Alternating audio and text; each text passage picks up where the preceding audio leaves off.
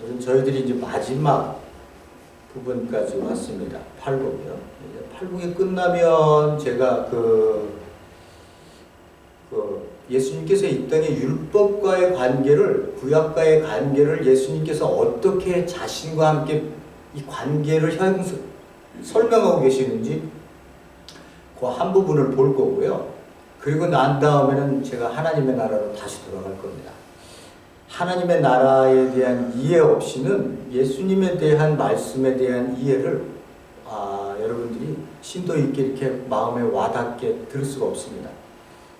제가 많이는 안 듣습니다만 가끔가다 이렇게 뭔가 눈에 띄어서 하나님 나라에 대해서 얘기하는 사람들의 그 목회자분들이 얘기하시는 거 보니까 저하고 너무 달라서 제가 이 부분을 어떻게 정립을 시켜야 되는데 우리 성도님들이 이 부분들을 붙들고 말씀을 본인이 읽었을 때 이 부분들이 나에게 예수님께서 이렇게 말씀하고 계시는 가르침이 나에게 이렇게 삶으로 이렇게 살 수 있게끔 해주는 그러한 항상 목회자에게만 들어서 우리의 그 신앙생활이 자라나는 것도 중요한 부분 중에 하나입니다만 저희들이 말씀을 나누니까요.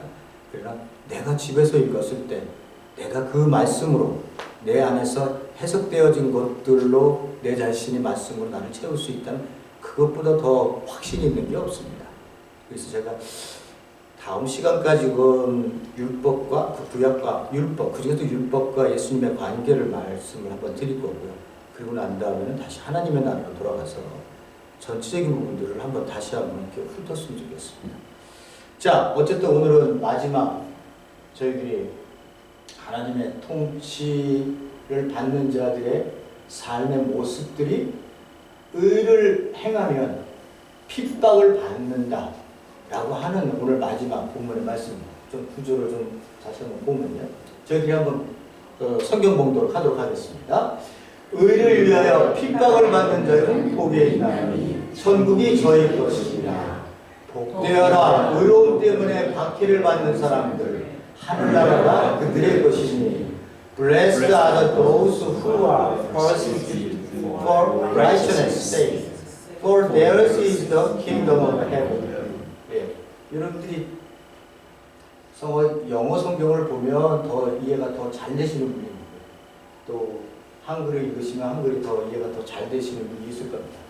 자, 여기가 보십시오. 천국을, 우리가 개혁 성경은, 한글은 천국, 이거 한문 아니에요, 그죠? 한문. 그 하늘, 지금은 다 하늘나라입니다. 하늘나라라고 다 번역을 해요.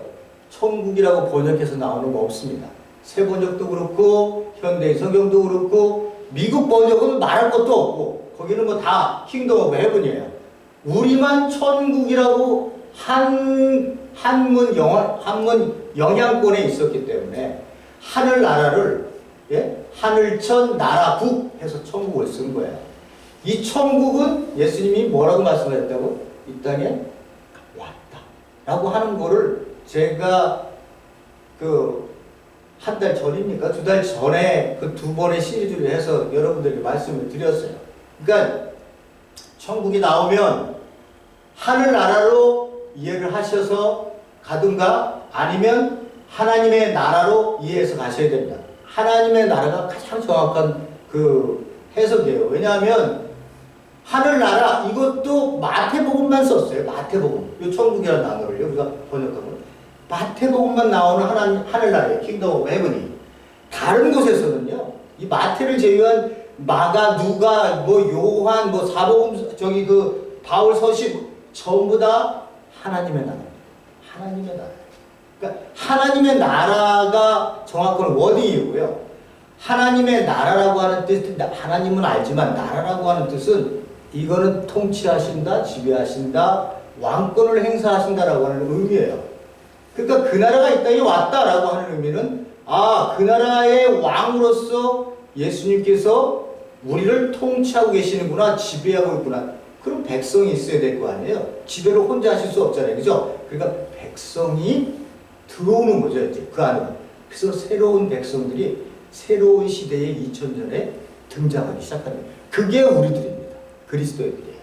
그러니까 엄청난 이걸 어떻게 얘기를 해야 될지 모르겠지만 엄청난 일이 일어난 거예요. 그야말로 새로운 사람들이 등장하기 시작한 거예요. 그래서 이 사람들을 보고 세상 사람들이 복음을 들고 나가니까 세상을 뒤집어 엎는 업사이드 하는 사람들이라고, 다운하는 사람들이라고, 그 사람들이 그렇게 지칭을 할 만큼 레디컬하고요. 굉장히 급진적이고 굉장히 이 세상의 모든 가치를 붙들고 사는 사람들에게 그것 죽음으로 니네들이 죄악으로, 그래서 니네들은 결국은 그 하나님과 관계없는 그러한 사망으로 갈 수밖에 없는 삶을 니네들은 살고 있는 거야 하고 이 그리스도인들이 얘기를 하는 거예요. 뭐를 받기 때문에 그러는 거야 이 사람들 2000년 전에. 뭐를 받기 때문에? 예수 그리스도를 만나면 사람이 그렇게 변한다는 거예요. 이 삶이라고 하는 건요, 우리가 이 땅에 살다가, 세상에서 살다가, 제가 나중에 보였습니다. 이 어둠의 권세에서 우리가 잡혀 살았을 때는 그게 전부인지 알았어요. 근데 그것이 죄로 가는, 죄의 삭슨 사망이라고 사망으로 가는 길이었다는 거예요. 제가 이제 보여드리겠습니다. 그러니까 하나님의 나라의 천국이 이렇게 나올 때 여러분들은 하나님의 나라 또는 하나님의 통치하신다 라고 하는 개념으로 여러분들이 읽으셔야 되는 거예요. 이게 어떻게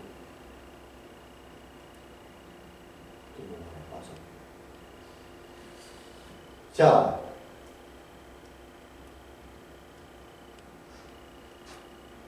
오늘 저희들이 이제 마지막으로 볼 건데요. 제가 좀 얘기를 나누고 오늘 이제 들어가도록 하겠습니다. 오늘은 성경을 봐야 될 본문이 적은데, 지금 다 빠졌지, 또 이상하네. 자, 보십시오. 이제 여러분들이 길거리를 지나가시다 보면, 미국에서, 여기 또 우리 LA에서 지나가다 보면, 이제 어떤 사람들이 간판을 들고, 예수님을 믿으라고, 회개하라고. 요한복음 3장 16절은 아주 뭐 단골 메뉴죠, 그죠? 그러면서 예수 그리스도를 믿고 구원을 얻으라고 하는 그 간판을 들고 서 있는 것을 봤습니다. 여러분, 그렇게 사람들이 그렇게 하면요, 여러분들 그 반응이 어떨 것 같아요? 예? 반응이 어떨 것 같아요? 그러니까 우린 지나가잖아요, 그죠? 근데 제가 그 경험을 했습니다. 제가 그 청년부들을 이제 학생들하고 청년부들을 제가 부목사로 있을 때 걔네들 관리할 때, 사역을 할 때, 제가 우리 애들한테 너가 그리스도인이라는 것을 세상에 한번, 얘네들이 자기가 그리스도인이라는 세상에 한번 이게 드러내놓고 한번 경험을 해봐야 좌지겠다는 생각이 딱 들어갖고 제가 피켓을 만들었습니다. 그래갖고 학생들을 사거리에 두 명씩, 세 명씩 이렇게 하고 피켓을 들고 서게 만들었습니다. 그러니까 지금부터 제가 한 7, 8년 전 됐나? 그랬을 거예요. 제가 이제 단독 목회하고 바로 전이었으니까. 그때 우리 학생들이 청년들이 주저해요. 나가는 거. 자기가 이걸 들고 나간다 그러는 게 이게 내가 누군가를 얘기하는 거 아니에요. 그죠? 그래서 혼자 나가서 그렇게 하려고 그러면 마음에 그런 것도 있을까봐 2명씩, 3명씩, 4명씩 해서 어린애들은 4명씩, 3명씩, 2명씩 좀 단단한 친구들은 2명이 서서 이렇게 얘기를 했습니다. 딱 들고 섰는데요. 반응이 오기 시작합니다. 저희들이 한 2달 넘게 했었던 것 같아요. 반응이 바로 오는데 첫 번째 반응, 창문을 딱 열면서요. 저희들에게 환호하면서 응원하는 메시지를 보냅니다. 또 한 반응은요. 자동차가 지나면서 경적을 울려줍니다. 그러니까 긍정적으로 우리에게 반응하는 거예요. 부정적인 반응은 뭐냐 그러면요. 창문을 탁 열고는 거기 있는 사람이 막 욕을 합니다. F자를 집어넣어서 막 욕을 해요. 뭘 내가 우리가 잘못했다고 욕을 합니다. 뭔가가 그 사람들은 그 기독교라고 하는 것에 가지고 있는 감정이 있는 거죠. 막 욕을 하는 사람들이 있어요. 어떤 사람은 지나가면서 창문 딱 열고 가운데 손가락 탁 치켜 올리면서 우리한테 얘기를 그렇게 행동을 하고 가는 사람들도 봤습니다. 그냥 말씀만 들었을 뿐인데 긍정적으로 반응하는 사람보다요 부정적으로 반응하는 사람들이 훨씬 많아요. 근데 이 반응이라 그러는 게요 그냥 창문 닫아버리고 그냥 반응 안 하면 가는 것만이에요. 근데 창문을 열고 욕을 하고 가운데 손가락을 우리에게 했다고 하는 거는 이거는 감정에 자기의 그 신념이나 감정이나 뭐 어떤 자기 그리스도가 가지고 있는 그 모든 것들 속에서 삶 속에서나 뭐 신앙적으로 자기네들이 우리한테 욕을 하고 있는 거예요. 욕을 하고 있는 거예요. 그 두 가지의 반응을 제가 보면서 느꼈던 거는, 야, 예수님이 오셨을 때도 그렇게 하더니만 또 우리가 예수님을 따른다고 해서 이 피켓 하나 들고 예수님 말씀을 전했더니 이렇게 우리에게 악하게 반응을 하고 있구나 라고 하는 것을 제가 깨달았습니다. 뭐 우리 애들 나가서 그것을 들고 있을 때는 애들이야 걔네들도 봤습니다만 어쨌든 그랬던 경험이 있어요. 그러니까 그리스도인으로 산다는 거는요, 때로는 누구 같은 뭐 그리스도인들끼리야 형제 자매님 하면서 받아줄 수 있지만 그렇지 않은 그러한 행동을 부정적인 마음과 부정적인 생각과 우리에 대해서 안 좋게 생각하는 사람들은요, 그냥 단순한 게 아니라 격렬하게 반응합니다. 안 좋게요. 그래서 제가 그런 경험을 하면서 오늘 본문의 말씀과 함께 이 말씀을 드리면 조금 여러분들도 이해할 수 있는 부분이 되겠구나 라고 생각해서 여러분들에게 말씀을 드린 겁니다. 오늘 마지막 부분을 보면요,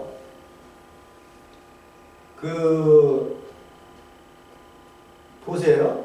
이 마지막이거든요. 8가지 중에 맞아요. 첫 번째, 하늘, 나라, 천국. 제가 이렇게 써놨죠? 하늘, 나라가 원문에 더 있습니다. 원문은 되어 있습니다. 하늘, 나라가 그들의 것입니다. 현재 시제고요. 여기 보세요. 의를 위하여 핍박을 받는 자, 하나님 나라. 하늘 나라가 그들의 것입니다. 똑같이 이렇게 현재 시제 쓰고, 여기 미래 시제를 썼어요. 이거는 제가 이렇게 하는 거, 이렇게 똑같이 유대교 문학 구조 중에 이렇게 똑같은 말을 양쪽에 딱 세워놓아서 그 안에 내용을 이렇게 하는 거를 인크루지오라고 하는 그러한 구조를 썼다고 제가 말씀을 드렸습니다.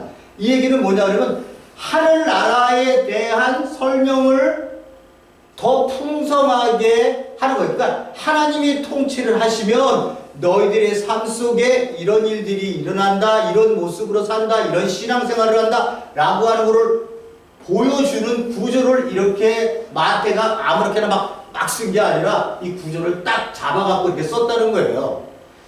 그래서 마태복음 4장하고 4장 9장에도 보면요, 딱 이렇게 가르치시고 고치시고 가르치시고 고치시고 딱 여기다 딱 집어넣고 여기 산상수훈 나머지 8장 9장 고치는 일이 나오는 거예요. 그렇게 마태가 딱 양쪽 구조를 받고 자기네들이 썼었던 그 유대인 구조를 씀을 통해서 우리에게 뭘 강조하려고 그러지. 그리고 또 당시에 독자들이 읽으면서 이 구조를 썼을 때 이걸 강조하려고 하는 거구나 라고 하는 걸 알게 했다는 거예요.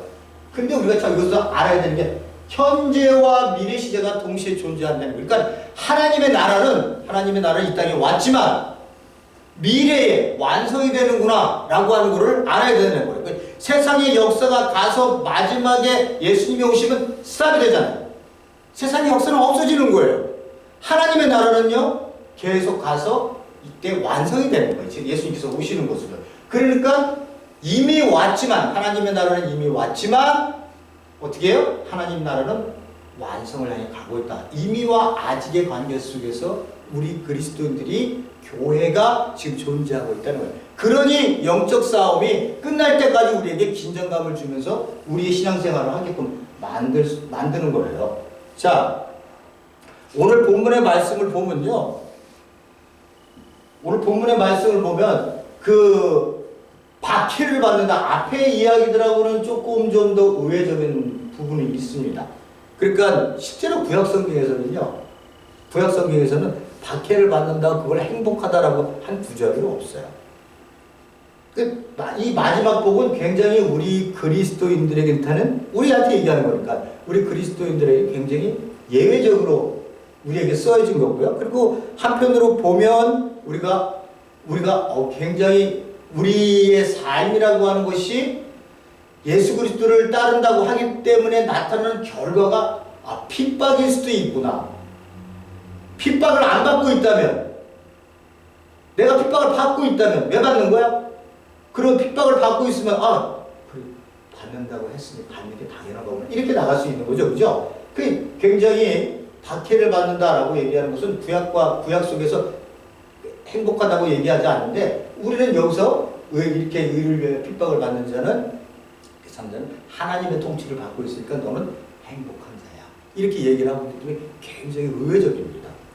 자, 오늘은요 신약을 볼 거예요. 왜냐하면 신약이 중점적으로 예수님을 박해하고 제자들이 어떻게 박해를 당했는지에 대한 것을 잘 얘기하기 때문에 그 우리가 생각할 때 딱 생각을 해야 돼요. 왜 박해를 하는 거야 우리는? 왜 미워하는 거야 세상이? 여기로 들어가야 되는 거죠.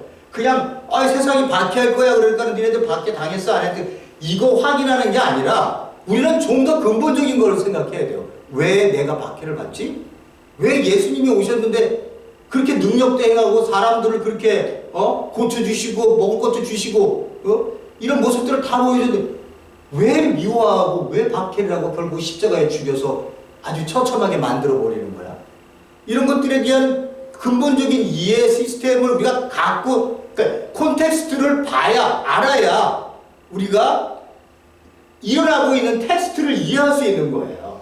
그러니까 그게 어디서 나타나냐? 그 당대의 문화나 정치나 경제 이런 것들도 이해해야지만 구약에서 약속하셨던 하나님이 약속하셨던 그 약속이 지금 예수 그리스도 메시아라고 하는 자를 통해서 이루어지고 있다고 하는 것을 우리에게 보게 해주시기 위해서 예수님이 사역을 하시는 거잖아요. 그죠? 예수님 하나님께서 구약에서 약속은 엄청 많이 했어. 창조, 타락, 언약, 그 다음 회복, 백성을 회복한다. 근데 내가 어떻게 회복할 거냐? 내가 너희들에게 저번 시간을 봤어. 메시아를 보내주겠다. 그래서 메시아가 보내면 그가 하나님이기 때문에 그가 하나님이 통치를 하실 것이다. 그 나라는 영원하고 무궁한 나라가 없어질 나라도 아니다. 이렇게 약속을 해주셨는데 아니 지금 2000년이 지났는데도 메시아 안 나타나고 이들은 그렇게 생각하고 있겠죠. 아직도 안 나타나고 아무것도 없어. 그러면 어떻게 되는 거야? 이 약속은 이거 어떻게 되는 거야? 이거 언제 온다는 거야? 이렇게 얘기하잖아요. 그러니까 뭐라 그래요?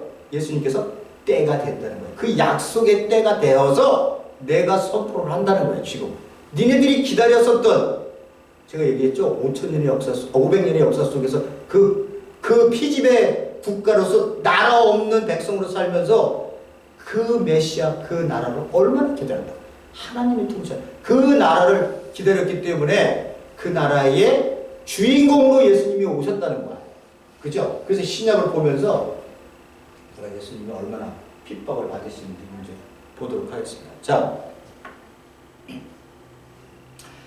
그러므로 안식일에 일을 행하신다 하여 유대인들이 예수를 핍박한지라. 요한복음 5장 16절의 말씀입니다. 이 부분은요 38년 된 병자를 고쳤어요. 그랬더니 왜 안식일에 병을 고쳤냐고 이제 되드는 거예요. 따지고 핍박한다고 이렇게 나오는 겁니다. 안식일은요 여러분들이 아시다시피 안식일에 예수님께서 이 사람만 고쳤어요. 예? 그 18년 동안 사단에 매여있던 딸도 고치시고요. 오른손이 말랐던 사람도 예수님께서 고치시고요. 제자들은 안식일에 해서는 안 되는 그거를 손을 빌어서 먹었어. 그것 때문에 또 핍박을 하시는 경우가 등장합니다. 안식일은요, 그때 당시에 안식일은요, 그때 한 날, 요 하루의 날에 39가지의 일을 규정해 놨어요. 이건 일이니까 너희들 해서는 안 돼. 라고 하는 거예요. 농사 짓는 일, 절대 할 수 없습니다. 가축을 기르는 일 안 돼요. 장사하는 거 안 돼요. 불도 켜서는 안 돼요. 예? 글자를요, 한자 쓰는 건 괜찮아요. 두 자 썼어? 안 돼. 여행 갈 수 없어.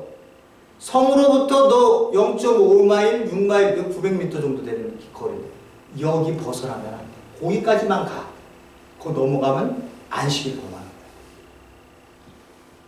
제일 아이러니한 거. 안식일에 전쟁하지 마. 아니 전쟁을 우리야 전쟁을 안 하지. 유대인들이야. 안식일을 지켜야 돼. 그러면 다른 나라들은 전쟁 안 해요? 근데 그 사람들이 야 니네 안식일 지키는 건데 기다렸다가 안식일 지나면 우리 다시 싸우자. 이런 나라가 어디 있어요? 기회다 그러고 그냥 쳐서 사람들을 죽이겠죠. 안식일에 전쟁도 못해요. 그래서 마카비 시대예요. 마카비가 1967년에서 4년 동안인가 3년 동안인가 전쟁을 이뤄서 독립을 이루는데요. 마카비 전쟁을 할 때 그야말로 병사들이라고 이스라엘이 뭐가 있어요, 그죠? 그냥 게릴라전으로 당시에 그 셀루쿠스 왕족 그리스 얘네들이랑 싸우는 거예요, 게릴라전으로. 그런데 그야말로 이 마카베 전쟁을 이해해야 되는 이유가 뭐냐면 나중에 얘기하겠습니다만은 이 마카베 전쟁이 결코 이길 수 없는 전쟁을 그야말로 이 게릴라전으로 해서 이긴 거예요. 그래서 그들이 어떻게 생각해요? 하나님이 초월적인 힘이 우리에게 하나님께서 주시고 그 전쟁을 이기게 하셨다고 생각을 하는 거예요. 그래서 그 나라를 독립을 시켜요. 100년 동안. 제가 이 얘기를 왜 하려고 그러냐 그러면 마카베 전쟁이 첫 번에 일어났는데 전쟁을 할 거 아니에요. 막 전쟁을 하면서 게릴라전이 치고 넘어가고 그랬을 거 아니에요. 그런데 안식이 들어왔어요. 그러니까 이 사람들이 안식일날 동굴 속에 숨어있던 거예요. 자기네들이. 그랬는데 동굴 속에 숨어있는데 그 셀루쿠스 왕조의 군사들이 그걸 알았어요. 안식일에 얘네들은 전쟁을 안 한다. 가갖고 그 1000명 정도가 있었는데 1000명이 아무 소리 하지 못하고 안식일 아무것도 못하니까 그 자리에서 전부 다 죽었어요. 그만큼 안식일을 지켰어요. 그만큼. 이 너무나 중요했던 거예요. 이 안식일. 하나님이 지키라고 했던 거예요. 근데 예수님이 오셔서 어떻게 해요? 아니 내일 고치시지 왜 오늘 고쳐? 필요하시면 내일 고치시면 될 거 아니에요. 하루만 쉬었다가 내일 고치세요. 예? 그렇게 할 수 있잖아요. 예수님이. 왜 안식일날 의도적으로 고치나요? 의도적으로. 이런 걸 아셔야 되는 거예요. 왜 의도적으로 예수님이 고치시느냐. 아까 안식일날 39가지의 해서는 안 되는 일을 유대인 바리새인이나 서기관들이 만들어 놨잖아요. 그죠? 그것을 해서는 안 된다고 얘기를 했어요.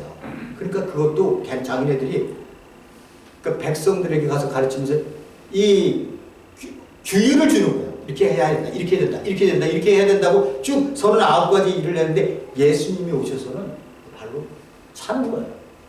무너뜨리는 거 아니에요. 자기네들이 백성들한테 가서 열심히 가르쳐서 지금 그걸 지키고 있는데 예수님이 오셔서는 그 울타리를 지금 발로 차서 무너뜨리고 있는 거예요.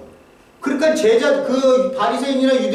바리새인들이나 서기관들이 그걸 보면서 어떻게 하죠? 어라? 얘 봐라. 우리가 이걸 어떻게 해서 쌓아갖고 얼마나 연구하고 39가지를 만들어서 백성들 가르쳐서 지금 잘 지키고 있는데 야 네가 뭔데 와서 우리가 만들어 놓은 울타리를 발로 차 없애버려? 이거 아니에요. 그러니까 예수님을 핍박하는 거예요. 그 나중에 18장에 가면요 죽이려고 그 사람들이 이제 모의도 합니다. 그 예수님이 하시는 행위는요 일반 단적으로 일반 그냥 타협해서 이렇게 해서 아예 악수하고 야 너 우리 사이좋게 지내자. 내가 얘기하는데 좀 너네들 이거 너무한 거 아니야? 이렇게 안 하셨다니까요. 니네들은 독사의 자식들이고 니네들도 짊어지지 못하는 거 백성들에게 짊어지게 만들어서 삶에 허덕이고 죄인으로 못 지키면 내팽개쳐버리고 하는 이 종교인들의 행위가 예수님은 제일 기억줄이 났었던 거예요. 더 험한 일, 정말로 더 충격적인 일은요. 예수님이 성전에 들어가셔서 요한복음 2장에 보면 어떻게 해요? 노끈으로 채찍을 만들어갖고 소양을 쫓아내. 그리고 난 다음에 어떻게 해요? 상도 뒤집어 엎어. 이거 누가 이렇게 할 수 있어요? 누가 이렇게 할 수 있어요? 성전에 가서. 그렇게 할 수 있는 한 사람이 있어요. 누구? 메시아가 오면 그렇게 해요. 왜? 메시아가 오면 성전을 회복시키시거든요. 더럽게 하신 성전을 회복시킨다고 얘기합니다. 그러니까 예수님께서 왜 그 일을 하시겠어요? 예? 왜 의도적으로 안식일날 사람 내일 고치되는 걸 왜 고치시며 성전에 가서 왜 그런 일을 하시는 거냐? 내가 메시아야. 내가 그것을 할 수 있는 하나님으로 내가 이 땅에 왔기 때문에 나는 너희들이 지키고 있는 그것보다도 훨씬 높은 어토리티를 가지고 있는 자이기 때문에 내가 그런 것들을 무너뜨리고 내가 그런 것들에 대해서 내가 무시를 하고 내가 말씀하는 새로운 역사의 그 길을 가로막고 있는 것들은 다 무너져야 되는 거야. 이렇게 얘기를 하시는 거예요. 그러니까 예수님께서 뭐라고 말씀하세요? 저 성전을 헐어버려라. 그죠? 저 성전을 허락을 내가 4일 만에 짓겠다 이렇게 얘기하잖아요. 자기가 성전인 것을 말씀하셨다고 나중에 깨닫잖아요. 제자들이요. 저 성전이 예루살렘 성전이 구시대를 상징하고 있는 거예요. 새로운 시대에 예수님이 가지고 오신 이 하나님의 나라의 성전이신 예수가 지금 새로운 역사를 펴나가는데 이 구시대의 성전이 건물이 그걸 가로막고 있는 거예요. 예수님의 가야 할 새로운 그 사역의 길을, 새로운 시대의 길을, 새 질서의 길을 새로운 성전이 어떻게 두 개일 수 있어요? 구시대에 보여지는 건물의 성전은 없어져야 된다는 거예요. 없어져야 된다는 거예요. 예수님 말씀이. 정말 66년에서 70년에 어떻게 해요? 나중에 예수님께서 30년이나 사셨으니까 66년하고 70년에요. 정말로 유대 전쟁이 일어났을 때 제가 말씀드렸습니다만 100만 명이 넘는 자가 죽었고 9만 명이 넘는 사람이 포로로 끌려가고 돌 위에 돌 하나도 남지 않았다. 나중에 디도 장군이 그 역사적인 그 요세푸스가 얘기하는 얘기예요. 들어갔는데요. 그 예루살렘 들어갔습니다.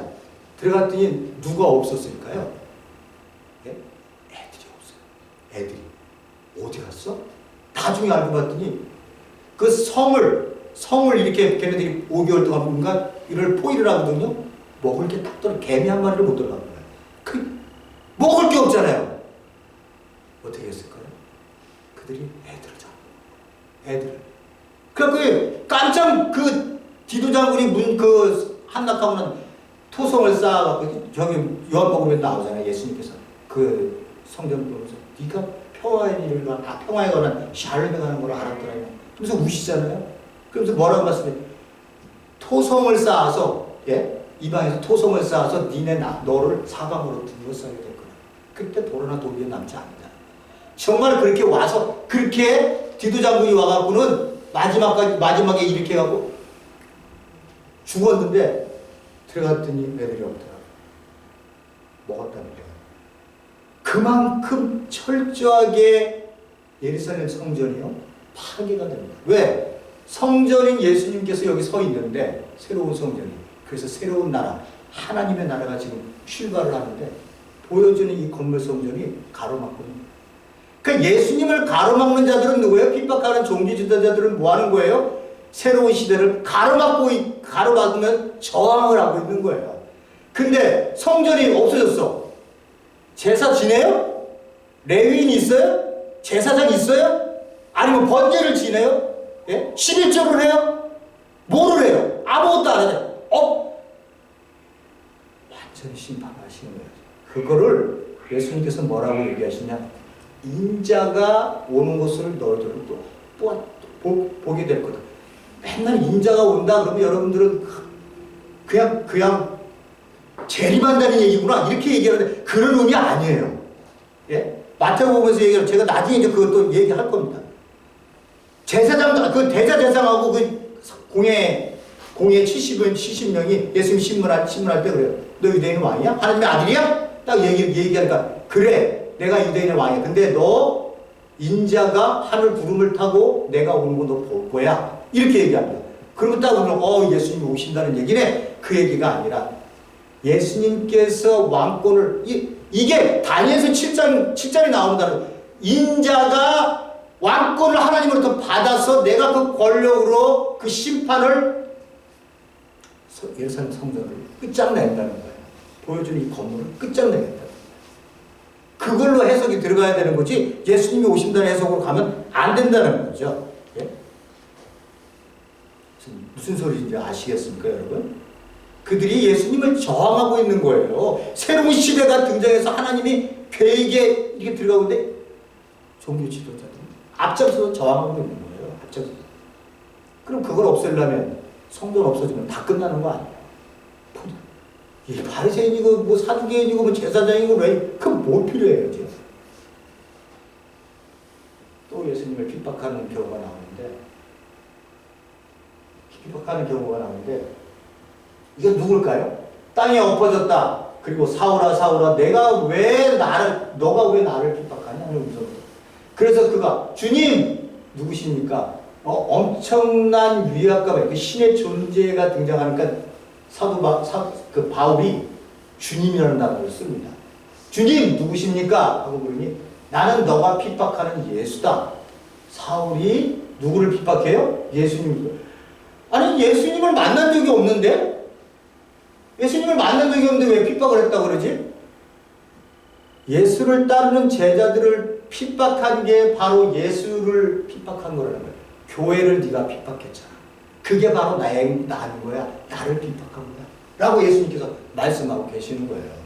그러니까 세상 사람들이 우리 보고 그리스도인들을 보고 정말로 하나님의 뜻대로 살라고 하는데 만약에 핍박이 들어오면 누구를 핍박하는 거예요? 예? 예수님을 핍박하는 거예요. 그럼 우리한테는 너 그렇게 핍박받을 때 너가 예수님 때문에 핍박받고 있는 건가? 너 행복한 사람이야. 아무나 그렇게 하는 게 아니야. 하나님의 백성만 그렇게 하는 거야. 이거를 얘기를 해주시는 거거든요. 교회를 핍박한다는 교회를 핍박한다는 건요. 제자들을 핍박한다는 건 예수 그리스도를 핍박하는 거예요. 예수님이 그렇게 표현을 하고 계시는 겁니다. 자, 예수님하고 제자하고 이제 어떻게 핍박을 받는지 보십시오. 세상이 너희를 미워하거든 너희보다도 나를 먼저 미워했다는 것을 알아둬라. 여기 계시록 요한복음 7장 7절에 보면요. 세상이 너희를 미워하지 못하는 여기 너희는 제자들 아니에요. 예수님 형제들이 예수님 당신이 이렇게 뛰어나고 모든 기적도 행하고 그러면 아니 예루살렘에 올라가서 보여주세요. 그 능력을 이렇게 해서 올라가라고 얘기했더니 예수님께서 그렇게 말씀하시는 거예요. 다음에 올라간다고 얘기하고 니네들 먼저 올라가라 이렇게 얘기하시거든요.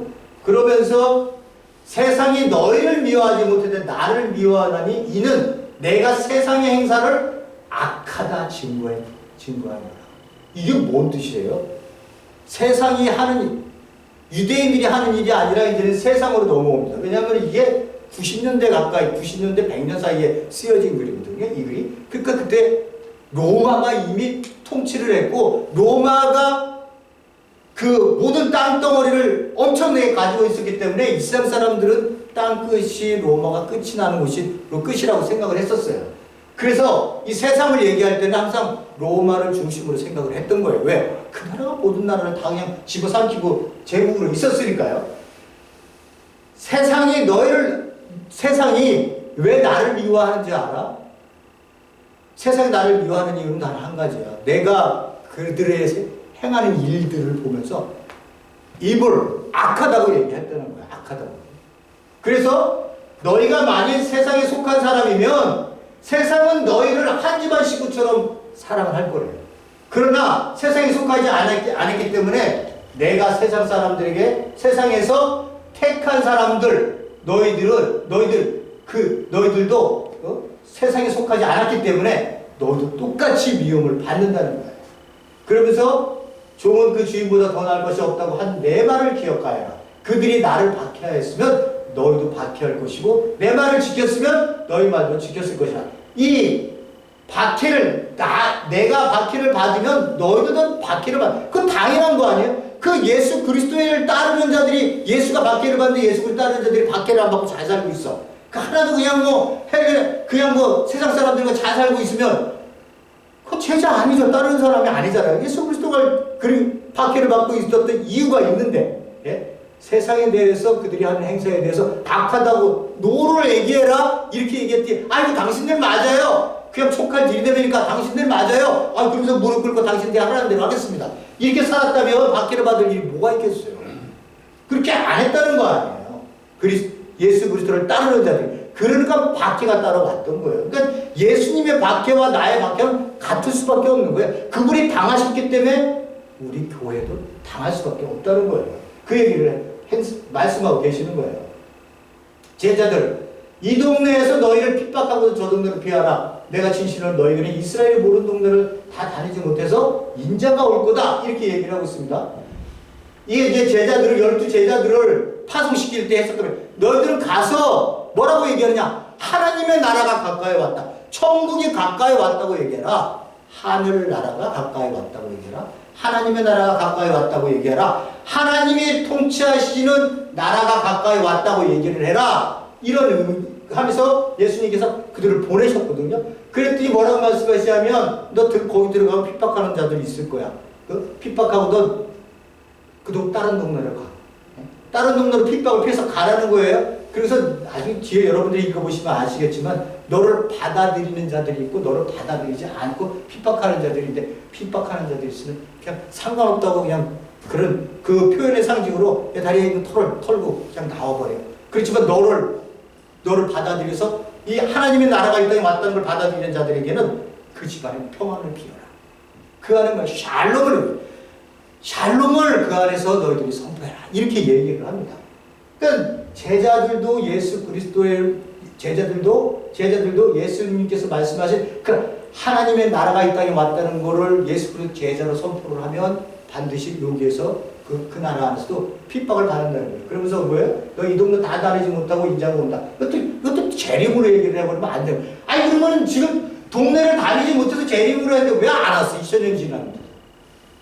그러니까 생각을요, 사고 의식을 문자적으로 생각하지 마시고 이게 틀렸을 얘가 틀리든지 내가 해석을 잘못한 거거든요. 두 가지 중에 하나예요. 성경을 볼 때 이렇게 하라고 그러는데 안 됐네? 그럼 내가 잘못 이해한 거예요. 말씀은 변한 거 아니잖아요. 그죠? 말씀은 안 변했어요. 그러면 내가 잘못 해석한 거지. 아니면 내가 잘못 살았든지 내가 잘못 이해를 했든지. 이렇게 해서 이 인자가 온다는 말이 뭐지? 라고 생각을 해야 되는데 무조건 이걸 온다고 하니까 재림이다. 이 인자라는 단어가 나오면요 반드시 어디를 봐야 된다고요? 다니엘서 7장 12절에서 13절에 보면 이 문제가 왜 예수님이 인자 내가 오리라 이렇게 얘기하라고 왜 인자라고 얘기했을까요? 네? 거기 해답이 있어요. 다 얘기 못하니까 제가 얘기가 끝날 때 돈은 간단하죠? 할 얘기가 더 있습니다. 자, 구약에 가면요 신약은 이렇게 우리가 이런 존재로 사는구나. 우리가 각오를 해야 되는 상황이구나. 세상이 우리를 받아들이지 않는구나. 왜? 새로운 질서를 얘기하고 니네들이 사는 새로운 그 세상 나라의 삶은 잘못됐다고 얘기를 하니까 악하다고 얘기하니까 그러니까 우리는 이렇게 살 수밖에 없는 존재로 이 땅에 나와 있는 거구나. 그렇게 삶을 살겠구나라고 하는 핍박을 받으니까 이상하게 생각하고 아무것도 없다는 거예요. 자, 구약에서 보면요 딱 한 가지만 얘기하면 예레미야와 거짓 선지자 하나냐의 예레미야를 얘기할 때는 항상 눈물의 선지자라고 얘기를 합니다.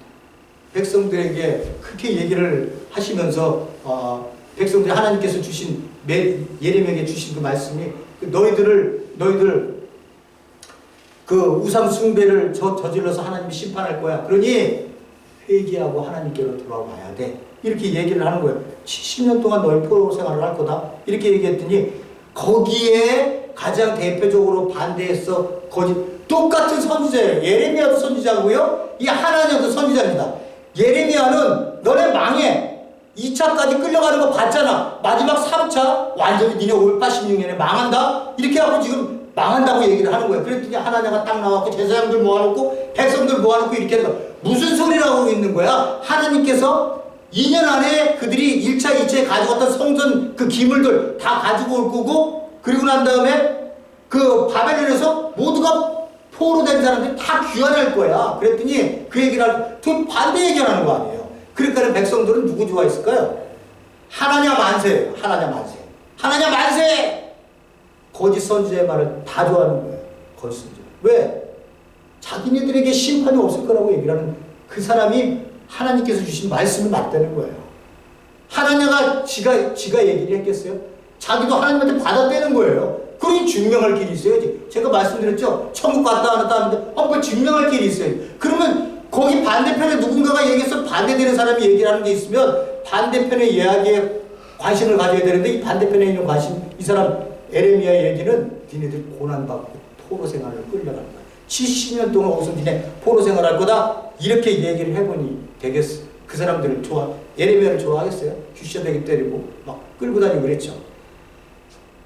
하나냐 만세를 외쳤습니다. 그러니까 거짓 선지자들이 득세를 하면요 예레미야 같은 참 선지자가 핍박을 받습니다. 구약적 맥락이 그렇게 얘기를 하고 있습니다. 우리 얘기를 이제 잠깐 끝내겠습니다. 우리 얘기를 해보죠. 이렇게 예수님께서 우리에게 나를 따르면 너희들 핍박을 받는다 라고 얘기를 했어요. 우리 교회들 핍박받는 거 뭐 선교사님들 가셔서 타 종교에 가서 핍박 충분히 받을 수 있죠. 저도 충분히 이해를 합니다. 굉장히 위험한 상황이고 또 그런 걸 우리는 뭐 말로만 듣지만 실제로 경험하는 분들은 그렇지 않겠죠. 그죠? 훨씬 더 리얼하고 긴박하게 그런 상황들을 닥치시겠지만 저희들 그냥 교회, 평범한 교회도 이 땅에서 지금 교회에서 그 예배드리고 하는 사람들의 얘기를 우리가 좀 잠깐만 하고 끝내겠습니다. 교회들 우리가 핍박을 받나요? 여러분들이 한번 생각해 보십시오. 핍박 안 받아요. 핍박을 안 받는다는 얘기는 어떻게 해요? 세상과 짝이 돼서 세상으로부터 구별되지 않았다는 것을 의미해요. 구별되지 않았다면 세상이 뭘 하고 있는데, 세상은 우리가 알다시피 자본주의 시스템으로 물질을 중심으로 움직입니다. 그래서 물질을 중심으로 움직이는 이 자본주의 시스템이 교회에서 봤을 때 얼마나 위험하고 인간적이지 못하고 인간을 하나의 기계처럼 부품의 하나처럼 생각해서 그들을 부려먹고 조금이라도 거기에 대한 대가로 자기네들의 배는 이만큼 불어났어도 이 사람들한테는 다수에게는 조금의 월급으로 그들을 살아가게끔 만들어서 물질로 다스리는 세상이 자본주의 시스템이에요. 이익이 되지 않으면 어떤 회사도 이익이 되지 않으면 이 자본주의 원리에서 벗어난 거예요. 그렇기 때문에 무엇을 하든지 그 사람들은 이익을 내야 되는 그러한 시스템이 이 자본주의 시스템이에요. 인간의 존엄성을 아무리 외쳐도요, 물질 하나로 딱 들이대면 많은 사람들이 노예에서 예수로 다 넘어갑니다. 많은 사람들이요. 교회가요, 여러분들이 잘 생각해서 교회가, 제가 맨날 얘기 드리지만 교회 갔더니 목사, 건물, 장로 이런 거 생각하지 말라고. 이게 교회 아니에요. 그건 교회 아니에요. 예? 교회의 생각을 했다고. 우리의 수수한 이 순진한 공동체, 예수님만 아는 공동체, 무슨 얘기를 해드려도 다 받아줄 수 있고 웃을 수 있고 내 마음이 아프면 기도가 절로 나올 수 있는 공동체. 우리가 이렇게 살고 싶은데 이 세상은 그런 것보다는 내가 먼저 살아야 되기 때문에 너가 없어요. 짓밟고 올라가서 1등을 해야 되는 거예요. 그래야 성공할 수 있는 길이 요만하게 보여요. 예? 거기에는 뭐가 있어요? 물질이 기다리고 있어요. 물질이 기다리고 있어요. 이게 자본주의 시스템이에요. 간단하게 생각하자고요. 우리가 뭘 해도 나오는 게 결과가 뭐예요? 돈으로 다 지불하잖아요. 예? 돈으로 다 지불하잖아요.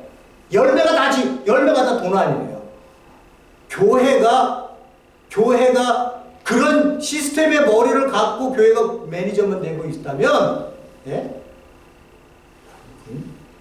완전히 세속화된 거예요. 완전히 세속화된 거예요. 그러니까 이 교회가 세속화가 되니까 큰 대기업에서 아빠가 대기업 사장으로 있다가 죽으면 누가 계승을 해? 아들이 계승하잖아요. 그죠? 그런 것처럼 대형 교회도 아빠가 물러나면서 누구한테 줘요? 자식한테 줘요. 자식한테. 그거 얘기하면요. 그거 얘기하고 반대 들잖아요. 대단한 핍박이 들어옵니다. 조그만 교회가 그런 얘기 했다. 야, 우리 교회에서 노예하는데 하지도 보지도 마. 너 거기에 대해서 설명해. 누가 찍어 눌러요? 힘있고 강한 교회의 권위 갖고 있는 사람, 어토리티 갖고 있는 사람들, 그 사람들이 핍박해요. 그런 얘기를 어떻게 얘기해? 잘 아시는 교회, 명성교회 같은, 그러면 당연한 거 아니에요? 아니라고 얘기하고 피켓을 들어야 되는 거 아니에요? 그 나가서. 교회들이 다 보여주십니다. 제가 두 가지만 얘기하고 끝낼게요. 제가 이제 한번 라디오 보는 방송을 듣는데 여기 여러분들이 잘 알고 있는 제일 큰 교회예요. 제가 봤을 때 제일 큰 교회일 거예요. 그 목사님이 나와 설교를 하시더라고요. 그냥 우연히 들은 거지, 내가 들으려고 들은 건 아니고. 우연히 딱 들었는데 그분이 딱 나 설교하다 딱 듣고 있는데, 뭐라고 말씀하시냐, 목사님이? 목사님은 어떤 성도님이 간증을 했는데, 하늘로부터 돈다발이 떨어지는 걸 봤대요. 그런 돈다발은 저한테 또 떨어져 주시죠. 그러면서 그 간증을 그렇게 좋아하면서 그게 축복인 것처럼 얘기를 하는 제일 큰 걸요. 제가 생각할 땐 그게 목사님이 간증을 설교를 하시는데 제가 참 실망 뭐 기대도 안 하지만 그래도 또 실망이 되더라고요. 어머니한테 제가 일주일에 한 번에 2번 전화를 해요. 그때 어머니가 나한테 선호야 왜요? 그때 내가 너한테 하나 물어볼 게 있다. 어머니는 신앙 문제 아니면 안 물어봐요. 그리고 나머지 잘 있냐, 뭐 밥도 열심히 먹어, 맨 이런 얘기 하세요. 뭘 물어보시려고 그랬대? 야, 내가 다니는 교회, 어머니 91거든요. 내가 다니는 교회에 장로를 이렇게 뽑았어. 근데 장로를 뽑았는데, 야, 거기에 돈 없다고 11조 안 냈다고 그 잘라낸대. 그거 맞는 거니? 어이가 없어요. 제가 뭐라고 말씀드렸죠? 성전을 허물면서 11조는 왜 11조만 남아있어, 우리나라는? 예? 우리나라는 왜 11조만 남아있어요? 맨날 말라기 갖고 그냥, 거기에 남은 11조도 이렇게, 너 해봐라. 너 창고가 하늘에서 막 떨어 이만큼 줄 거다. 여러분, 생각해보세요. 다 제껴주자고, 여러분. 그렇게 한국교회가 11조를 그렇게 잘 낸 그런 교회가 한국교회밖에 어디 있어요? 다른 나라, 다른 교회 다 누가 해요? 다 권장하고 하든지 없애든지 했지? 예? 그러면 한국교회의 교인들이 11조를 그렇게 많이 했으면 왜 월세 걱정을 하고 왜 살 수가 없어서 자살을 한 사람들이 교회 안에서 왜 생기냐? 예? 말씀이 그렇게 했으면 그러면 하나님이 거짓말한 거 아니에요?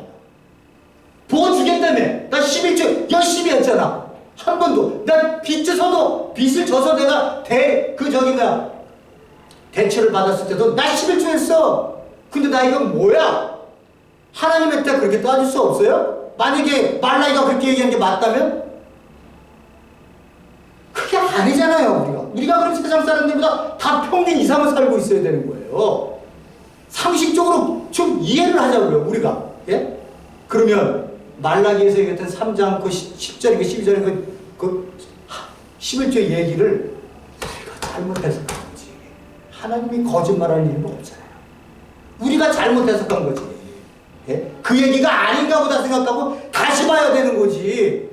그걸 갖고 11조, 결국은 나중에는 그 11조라는 건 잘 이렇게 딱 들어보면 교회 거대하게 해놓고 그거 메꿔 나가느라고 교회가 그냥 메꿔 나가느라고 11조 강조하고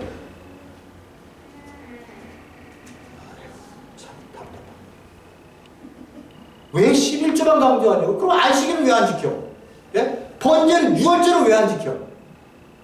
제가 다음 주에 그 율법에 관계 예수님과의 관계 제가 그걸 말씀하실 때 여러분들한테 말씀을 드릴게요. 죄송합니다. 우리 교회는요 거창하게 뭐 세계를 보고 막 있던 얘기 그런 거 하지 마시고요. 저희들 교회는요 정말 우리 교회에 오시는 분들이 야 교회 분들 진짜 수수하시다. 야 여기서는 뭐 어떤 얘기를 해도 다 웃고 반겨주고 받아들일 수 있는 그런 마음들로 사시고 계시네. 참 순진하시다. 그 말씀으로 그 마음들이 다져진 모양이야. 이런 공동체를 우리는 좀 꿈꾸자고요. 다른 나라에 뭐 높게 지든 말든 간에 뒤집어 엎어지든 관계없이 우리는 좀 이런 교회가 되자. 이런 공동체가 되자. 이런 공동체가 되라고 예수님께서 이 새로운 역사의 길을 주셨는데 우리는 자본주의를 따라가고 이 모든 시스템 생각 딱 보면 자본주의제고 아주 유능한 사람들만 탁탁탁탁 자기 자리에 올려놓고 그냥 자기들 기능만 하면 끝나는 거야. 조직도 딱 만들어놓고 조직으로 완성시켜버리는 교회를 그런 교회가 무슨 생명이 살아있다고 얘기해요. 어떤 교회 공동체를 꿈꾸는지 우리 한번 다시 한번 생각하는 그런 귀한 시간 되기를 바랍니다. 기도하시겠습니다. 고맙고 감사하시는 하나님 아버지, 예수님께서 이렇게 말씀하셨습니다. 세상에서 너희는 환난을 당하나 담대하라. 내가 세상을 이기었노라라고 이렇게 얘기를 하고 있습니다. 우리는 세상을 이기고 마지막은 완성될 때는 완전히 이길 겁니다. 그러나 그 길을 가는 데는 우리가 알게 모르게 핍박도 받을 수 있고 가난한 자로도 살 수 있고 또 마음이 청결한 자, 의를 이루는 자로 목말라 하는 자로도 살 수 있습니다. 그러나 하나님 그 길이 복되고 복된 자들이 가는 길이라고 예수님이 인정하시니 우리는 그런 일을 당한다고 놀랄 게 아니라 하나님 정말 기쁩니다. 당신 때문에 내가 이렇게 고난을 당다니, 당신 때문에 내가 핍박을 이렇게 당하다니, 당신 때문에 내가 이렇게 욕을 먹고 있다니 하나님 감사합니다 하고 신앙 고백할 수 있는 저희들 되게 도와주시옵소서. 그런 교회가 되게 역사해 주셨어. 예수님 이름으로 기도했습니다. 아멘.